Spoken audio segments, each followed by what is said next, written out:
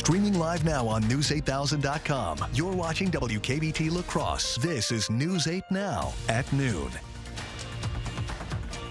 Good afternoon and thank you for watching News 8. It is Monday, May 22nd. I'm Sophia Pullman. Overbreeding in small cages, poor conditions, and almost no medical care. That's the reality for dogs in the roughly 10,000 puppy mills across the U.S. And if the dogs are unwanted, the mill owners have them abandoned or killed. As Ken Kazarowski reports, Western Wisconsin shelters are trying to put an end to the practice.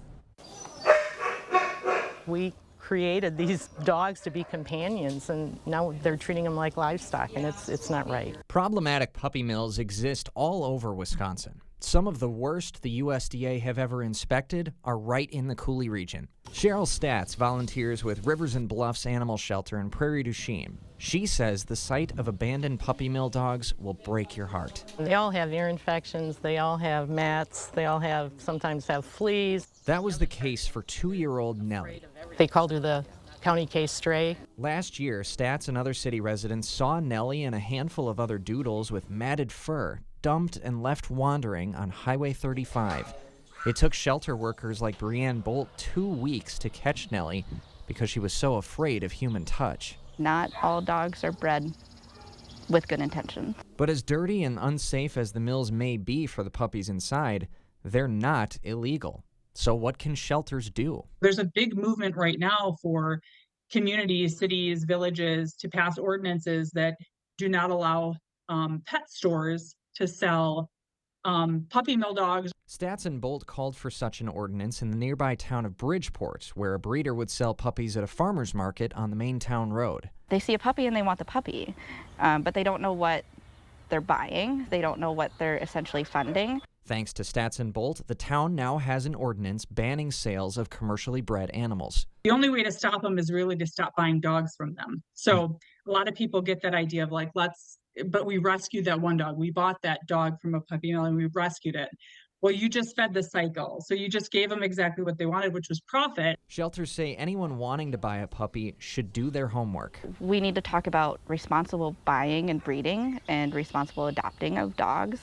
Like, ask questions when you're buying a puppy. Like, where's the mom? Where's the dad? Can we see them?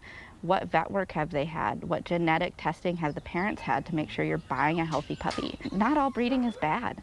There are good breeders that care about their dogs and care for their dogs and don't overbreed.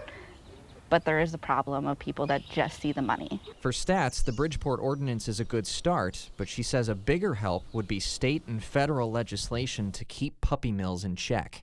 Until then, Belly rub. She's adopted Nellie to provide the quality of life she deserves. I hate to think about what she's been through, but I just can try and make her life from now on a lot better.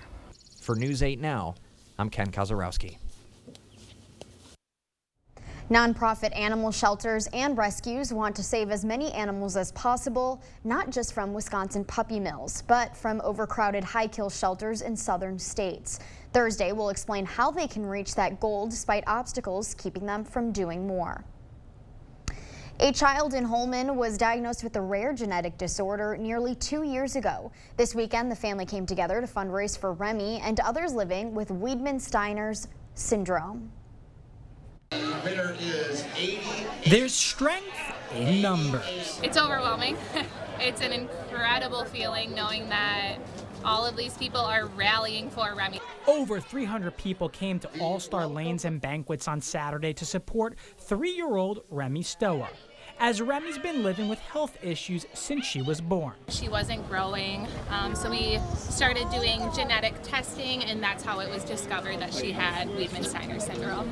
Remy is one of 3 kids. She's the only one in her family with special needs. Remy's mom says the genetic disorder affects her differently. There's so many different issues. Remy's in particular, she does have GI issues, so she does have a feeding tube. Remy was also recently diagnosed with autism and had a few different surgeries. Those concerns come with a cost. And there's just not enough information out there. When Remy got her diagnosis, the geneticist told me what the diagnosis was, gave me a website to look at, and basically said good luck. The Weidman-Steiner Syndrome Foundation says the disease has only been identified since 2012. We don't know what outlook looks like, so in almost every parent's case, it is a day-by-day situation.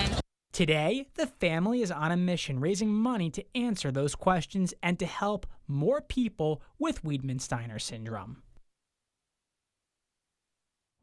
Over $21,000 were raised. Remy's mom is creating a website for people to help donate. She plans to have it up and running by the end of this year. Well, sure is a beautiful start now to the afternoon from our satellite picture showing just a few clouds out there currently, and CityCam 8 there in the background kind of confirmed things outside here as well. Just showing a few clouds here about the Coulee region now as we speak. And our current temperature readings very comfortable, well into the 70s outside, 77 in La Crosse.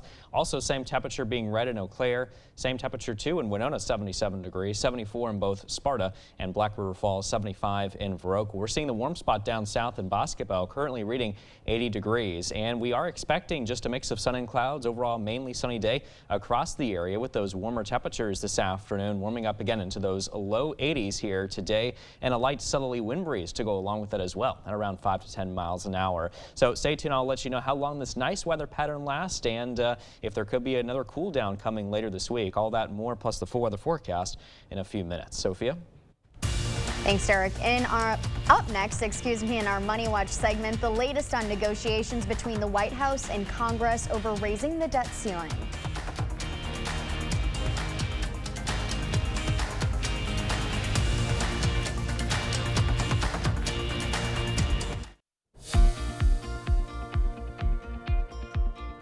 U.S. stocks fell Friday as investors continue to look towards the ongoing negotiations between the White House and Congress over raising the debt ceiling.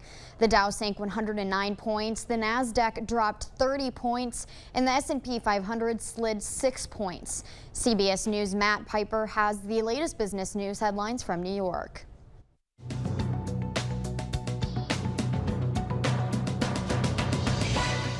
President Biden is set to meet with Republican House Speaker Kevin McCarthy this afternoon as the clock ticks on a deal to raise the country's borrowing limit. In an interview Sunday with NBC's Meet the Press, U.S. Treasury Secretary Janet Yellen said that early June is a hard deadline for the federal government to avert default, and that if an agreement is not passed by then, the nation may have to make hard choices about which bills to pay. Attorneys for Florida Governor Ron DeSantis are asking that the Obama-appointed judge assigned to Disney's First Amendment case against him be disqualified. The DeSantis legal team is questioning the judge's impartiality, claiming that he referenced the feud between the Republican governor and Disney during hearings for unrelated cases. Disney filed a lawsuit alleging that DeSantis retaliated against the company when he signed legislation to take control of Disney's self-governing district. The move came after Disney publicly opposed a Florida law that bans classroom discussion of sexual orientation and gender identity in early grades. And Fast X sped to the top of the box office over the weekend. The 10th installment of the Fast and Furious franchise raked in more than $67 million domestically and almost $320 million globally. The earnings make the movie the second biggest international film opening of the year, behind the Super Mario Brothers movie. That's your CBS News Money Watch report. For more, log on to cbsmoneywatch.com. At the CBS Broadcast Center, I'm Matt Piper. That's it for your afternoon consumer news. As we head to break, here's a live look at the New York Stock Exchange. Stay with us. More news is next.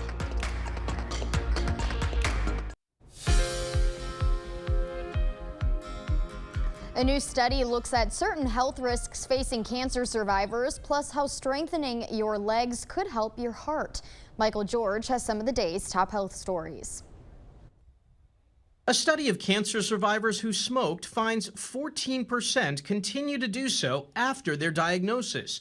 The research in the journal Cancer found those who continued to smoke experienced greater fatigue, pain, emotional problems, and worse quality of life compared to participants who previously smoked or who never did. Not quitting after a cancer diagnosis was also found to lower survival rates, increase the likelihood of being diagnosed with additional cancers, and decrease the effectiveness of cancer therapies. New research suggests targeting mucus accumulation in the lungs could help prevent deaths from chronic obstructive pulmonary disease. COPD is the 4th leading cause of death in the U.S. Researchers from Brigham and Women's Hospital found the mortality rate for patients with the most accumulation was 20% higher than patients with no detectable accumulation. And there's more evidence that people with strong legs are less likely to develop heart failure after a heart attack.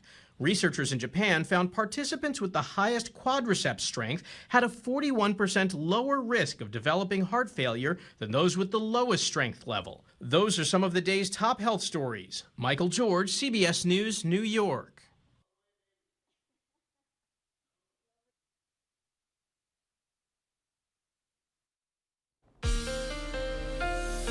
Well, there's a beautiful start here from City Cam 8 in downtown La Crosse. As you can see behind me, a little bit hazy here outside. That's from the smoke from the Canadian wildfires to the north. Still affecting our skies here at times across the area, but 77 degrees despite that. South winds at around 11 miles an hour, and we're looking at current visibility levels at 10 miles. Meanwhile, in Eau Claire, 77 degrees here as well. Lots of sun. Visibility looking crystal clear at 10 miles as well. Wind speeds out of the southwest at 9 miles an hour here currently. Meanwhile, current temperatures across the area into those mid to upper 70s. We're seeing 74 currently in Sparta, 75 in Viroqua, 76 now in Prairie du Chien, and Bosquebel hitting 80 degrees now, 75 in Winona, 73 towards the west in Preston. So we're not quite done warming up just yet, as we are expecting highs to reach the 80s in many spots here today, mid to upper 70s if anywhere else here this afternoon, but you can see quite a few locations hitting at least that 80-degree mark come in a couple of hours here this afternoon, especially around 3 p.m. with that 79-degree temperature just shy of 80 there, mostly sunny skies, and then 82 and mostly sunny by 5 p.m.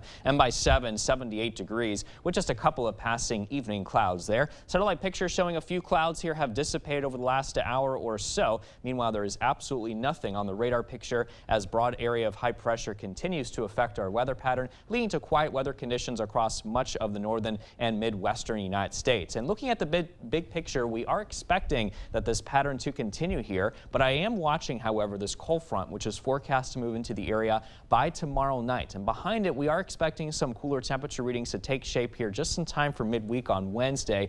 Also behind the front, watching this area of high pressure over Canada, just north of the Great Lakes area. And that system is actually expected to move a little bit close to us as we head into late Thursday and also especially into Friday. And that's going to help reinforce basically what we're seeing now, which is lots of sunshine and overall just quiet weather conditions. And this pattern is expected to last over these next several days, as you can see on the 8-day forecast, showing that our highs will mainly be into the 70s and lower 80s. We're also, again, expecting that cool down Wednesday, however. So we're staying in the 80s today and tomorrow, but then dropping to the upper 60s by Wednesday behind that front, then back in the 70s to low 80s as we head towards the end of this week and also as we head into early next week. I've been opening and closing my windows, and so Wednesday night I'll keep them open to keep it cool inside. Yeah, that natural breeze, natural air for that day. Thanks, Derek. Right. When we return, a look at a new bill passed by the Minnesota Senate.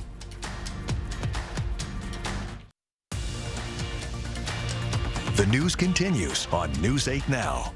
Expect more. Senators in Minnesota passed a bill that allows for legal marijuana use for people over the age of 21.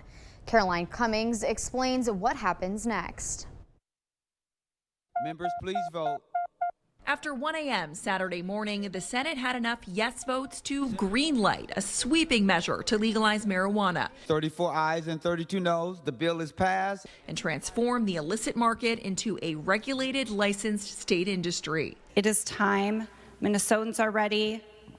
Let's legalize, regulate, and expunge. Minnesota has had a medical cannabis program since 2014, but the fortunes for recreational use changed when the Democrats took back control of the Minnesota Senate, clearing a path for passage with DFL trifecta power. And the bill is the culmination of 30 committees, several hours of testimony, and dozens of changes. Governor Tim Walz is expected to sign the bill in the next week or so. Then starting August 1st, it will be legal to have up to 2 pounds of cannabis flower in your home and grow a few plants. But you can't smoke weed in public, and possessing any more or selling it without a state license could mean criminal penalties and big fines.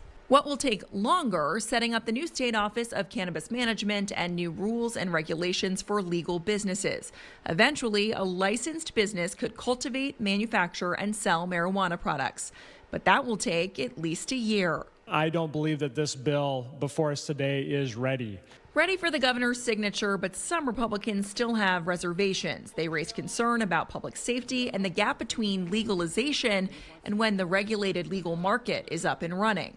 We'll be moving quickly forward with this legalization before law enforcement has the tools needed to keep our communities safe. The bill's DFL authors acknowledge there may be tweaks to the law along the way because Minnesota joining 22 other states to legalize weed is a big change.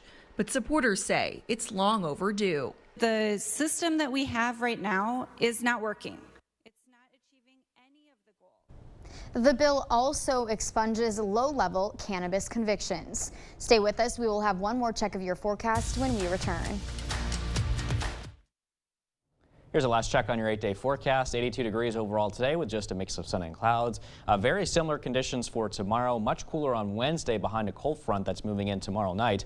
And then we're back in the 70s for Thursday and Friday, followed by those upper 70s to low 80s this weekend and also into early next week. But overall, just very quiet weather to work with over these next several days, with lows mainly into the 50s across the area here too. So enjoy it while you can. Looks like we got dry weather for a while. I was just going to say, let's see how long we can keep the rain graphic off of there. Exactly.